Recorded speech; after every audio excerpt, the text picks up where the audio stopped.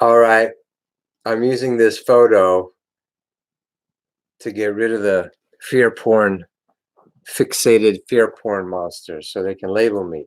I am definitely with the Illuminati. I'm totally with the Illuminati. Okay? Just want you to know that. These, of course, are ancient mudras. This is the Buddha mudra for transmitting wisdom. And this is, I think, the Apana Karuna mudra, ancient Hindu, way back 250,000 years, Lemuria, to basically keep entities off that. It's like barbed wire for your aura, kind of like, don't land on me. That's what these are, to ward off evil. Even Ronnie Dio from the heavy metal band, who sort of invented it, said it was my grandma's old thing about how to ward off evil. But we get fixated with fear, paranoia, and symbolism and fears. And I'm not making fun of that, because it's one of the deepest tricks that, quote, the dark side uses, is to get us to fear things. It's like the voodoo hex. When people believe it, it starts happening to us. It's like placebo effect in reverse, you know? But that's not the topic today. The topic is, it's going to be short. I'm starting in about an hour, I'm starting our Sunday webcast, which you can just go to tobiaslars.com, sign up for. If you're signing up for just one, I recommend you go through crowdcast.com, Tobias Lars. But either way, it's a good deal. You get 10 of them for 15 per session, so you get like 2.5 months of Sunday seminars with a group of people that are pretty cool, going through real awakening. So, form, image worship, on the surface, it's easy to see. Celebrity form, we got to make fake tits, fake white teeth, fake everything has got to be image. Poor people turning their faces into horrible, grotesque masks by overdoing plastic surgery, right? You can think of your own names. We worship the image, right? Bodybuilders, dysmorphia, horrible steroids, all that. There's nothing wrong with makeup, but when you worship the image, it's feedback. It's like the guitar get feedback, feeds into the amplifier. Or an engine, a car engine, pedal to the metal in neutral, revs too high, blows itself up. So we have when you worship form, this is the Atlantean failure. We failed in Atlantis by worshiping form. The Greek statues are a remnant of those. We started worshiping our forms, and form became more important than essence. So form worship, it's hard, very difficult for humans at this point to see through the form worship. Now, the surface form is physical form, what it looks like. And go to Vegas, it's all fake, right? They've copied ancient things from Venice and Rome and Caesar's Palace and New York. It's all fake. It's all fake. And we're caught in the form, the illusion of it, right? Looks good. It's like that plastic tray of desserts that comes by. And, I used to more in some restaurants where they bring you what the desserts look like, but they're all plastic. You can't eat them. There's no essence. It's not even a real apple anymore.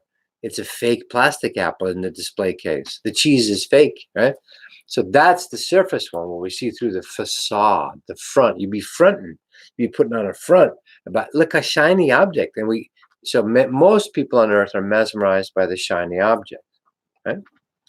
So then on your awakening path, you realize, okay, that's not where the essence is. That's unreal, like the ancient Vedic prayer. Lead me from the unreal to the real.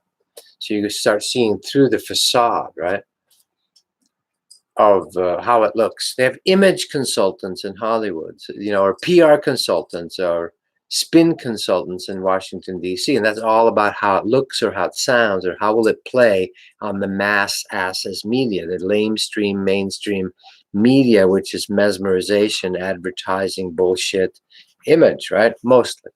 And then there's beautiful movies that get through and things that can nurture you. So it's not throw the whole baby out with the bathwater. So that's the surface fixation on form. How does it look? How does it sound? right? All you gotta do is look at the porn sites. And it's like, oh, that's why people want amateur porn or a little bit of reality TV. The reason of the ascendancy of, quote, reality TV is we're sick of just all fake sitcoms. Oh, horrible, right? So, right? And a lot of people are overreacting and going, I'm not going to consume any mass media. There's something in between. They're see through the illusion. Okay? It's my dog drinking, of course, from the toilet, in case you hear that. And then there are deeper forms of form attachment. I'm spiritual. I'm done with all materiality. I've made vows of poverty. I'm a sannyasin. I'm a Buddhist monk. I put on ochre colors or whatever, right? And the mind still attaches to that. Oh, I'm renounced from that attachment. But now you're worshiping, judging by how it looks. That's the shaman feathers. Oh, he said, must be a shaman. He's got a feather and a rattle and a drum. I had somebody recently ask me this week. I told him I'm going to vibrational healer. And we do mostly the gong, Chinese gong, and some crystal bowls, ancient 500-year Tibetan bowls, some tuning fork instruments and didgeridoos and whatever. And their response was, oh, most shamans don't do that. Because in Native American shamanism, I go up to Hopi a lot, and I've lived several lifetimes with grandfathers and stuff. They do feathers and rattles, right? But see, that's still image. Oh, that's not a real shaman. He doesn't do the feathers and the sage and the smoke and the chanting and the drumming. That's still image worship. It's still the veil, the Maya of illusion, right? So the spiritual image worship gets trickier, right? Can you imagine? We can't imagine still. Eckhart Tolle has to be that way, or the Dalai Lama has to be that way, because that's our spiritual idolatry, spiritual image idolatry. As I said in other videos, you can't imagine Eckhart playing fucking bass from Metallica riding a Harley, right? We can't do it because we're still spiritually image worshiping. So a great public teacher like Eckhart has to play along with the collective programming of image idolatry worship, stuck in form fixation. Now, this is not to say you should go blow up the forms. True teachers are very sweet about it. Yoganandas are very willing to put on the robe, have the long hair, play along with the image. But when you catch them privately, it's a whole different deal. They are formless masters. They are not fixated. They're not stuck on form. But like Sai Baba used to say, if I come in my real form, you'll fall dead. Those 1,000 heads and 1,000 arms and a blazing blast of Bharata sunshine, 1,000 sun that finally Krishna goes, okay, Arjuna, here you go. You need a vision. Snap out of it. So form worship continues all the way up the ladders. You think you're beyond Kardashian ass worship, form worship, plastic surgery. Okay, yes, we're progressing. We're seeing through that.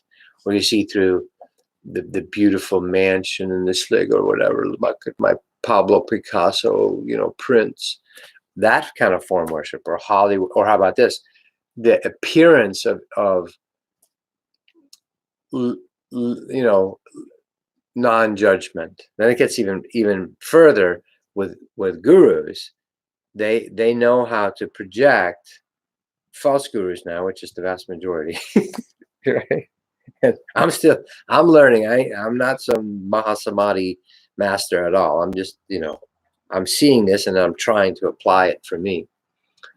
And but these false gurus will learn how to, all along the way to oneness, you're going to have form fixation. Oh, my guru is beyond guru-ness because he jokes about it. Then you worship. Okay. So the mind wants to attach to form, how it looks or how it feels.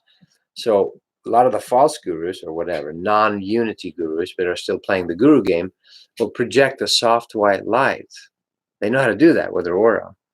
And it will sound very enlightened. Dear ones, And they'll hold that space that feels very non-judgmental, very accepting, but it's still the guru paraphernalia, paraphernalia, right? It's still the namaste or the non-judgment, and then you go crazy master to get beyond that. You get Osho, Nisargadatta, you get Baba Muktananda's and Nityananda, crazy master, throwing things, yelling at them, running around naked, and that can become a form worship too. So the mind, ego, will want to, while you're still into form, you can't see through the illusion. You are stuck in illusion. So form worship, form fixation continues all the way. Oh, I have a crazy master. Maybe that's the last, and that can be really rife with misuse because he can do anything, rape, murder, kill. It's all just formless. It's illusion. We can do anything. So all along the way. And the way you're going to have to learn, we learn through this, is with the heart and the belly solar chakras. The heart knows. Your dog knows. Recently studies, the dog knows if that's a good or bad person. Why? How do they know? Instinctually. Humans have forgotten that because we've been form fixated. How does it look? Right? All the way from the basic plastic surgery shit to the fake guru projecting soft white light. It's all beautiful. So you'll have the real and the fake, and they'll look exactly the same until you can get into your heart and your solar plexus, your gut and your spirit, and you can learn to discern the real from the fake. And the ancient Vedic prayer, lead me from the unreal to the real. Lead me from the unreal to the real. So this fixation, or seeing through the Mayic illusion, the Maya Mitote dream fog, is the only place you finally can see through it is when you are reconnecting to your own chakras fully at the center of each chakra, where it turns into a black and a white hole, both, right? It's a creator and absorber of creation, your chakras. And to learn that, you need to practice. You need to do it. You need to connect. The inner body awakening, great Shiva technique. I recommend that first, innerbodyawakening.com. So learn to see through the illusion. Everyone talks about it, the Maya, the Mitote dream fog, the Toltecs, and so forth. And we are fixated on form, or how it looks, or how my guru is correcter than yours, guru, right? And we have to be tested. And we're like, why does God make it so difficult? Well, ask him. Maybe he'll tell you at some point, right? I'm still there working on that one. I had that this week. So much love. Just a little driplet of form versus formlessness. Are you still worshiping how it looks, I mean, we're still judging people by how they look or how much money they have. The vast majority of us are still there in form. And then any master can play with it. God recently gave Joy and I a really fancy car through a miracle. And I'm like, what for? We don't need that. And God's like, are you fixated on how it looks still? Like, oh. See? So real masters play with form. They enjoy it, but they know it's secondary. It's not primary. They don't make an idol out of it. They enjoy it. Jesus gets his feet washed with. And I'm here. This is my opinion. This is where I'm at with it. But real masters seem to not have any problem with manifestation. Osho, Rolls Royces. Sai Baba, tons of gold. Jesus, whatever he needs in the moment, They all manifest. It's not a problem. They don't judge it. Saint Germain, master of creating diamonds. He introduced diamonds to the kings of Europe, The real ones. And then there's lots of fake ones. And learning to discern is the path. All right, much love. Starting the class in about an hour. If you're interested, the webcast, go to tobiaslars.com. Innerbodyawakening.com is the first step of connecting to that which is real, that you really are. Vibration, source energy. That is the fountain of all things. Then, when you connect with that, you will learn of your own experience to see through the bullshit. Watch, and it's a terrifying, terrible journey to strip yourself of illusions. And scary as fuckest times. I've been going through lots of fear the last year and a half, and still am. So much love. Mo later. All right, ciao.